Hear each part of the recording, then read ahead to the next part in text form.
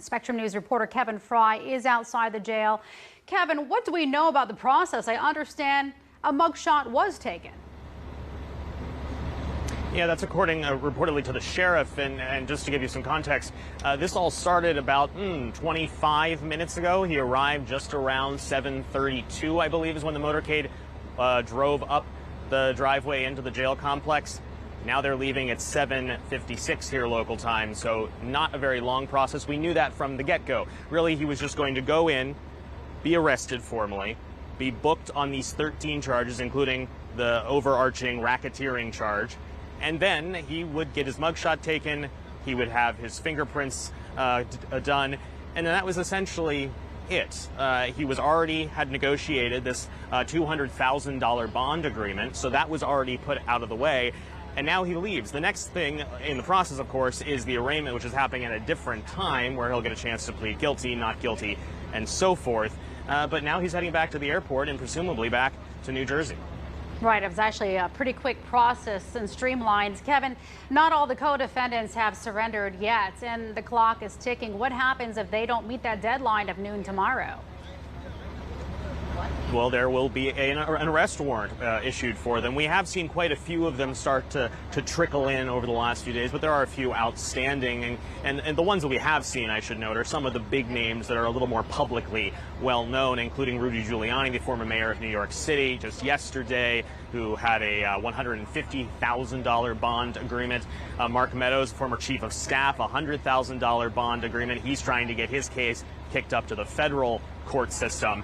But then there are these few outstanding stragglers that have not yet shown up. So we'll see if they will meet that deadline again of noon tomorrow. The district attorney basically giving them a little less than 2 weeks to get here and be booked. Yeah, so Kevin, we know this is the former president's fourth indictment. He has 3 other charges. I'm looking here at some of the potential trial dates set for 2024. So we have federal election interference case, that's for January 2nd, 2024. Federal classified documents case, 40 counts there, proposed trial date of May 20th, 2024. And then after that, we have the New York hush money, 34 counts there. Tentative scheduled trial dates March 25, 2024. Now, this potential one here in Georgia, this looks like it might be October 23rd. What is all this going to mean for his campaign as he's running for the presidency? Well, and keep in mind, there's also civil cases that are sprinkled in there as well, including the E. Jean Carroll case follow-up. In terms of the timeline, keep in mind that October 23rd date at least is just for one of the 19 defendants. We don't know if all of them will be brought in at that time, though certainly the district attorney has suggested she wants to try them all at the same time. But this is going to be a very fluid process. Expect there to be delays. Could the judges talk to each other to try to figure out a more streamlined schedule and get everyone kind of in a more organized fashion? That remains to be seen. But keep in mind some of these dates, at least as they are proposed. That January date, right as we're kicking off the campaign season for the primaries. Some of these also overlap with primary dates themselves.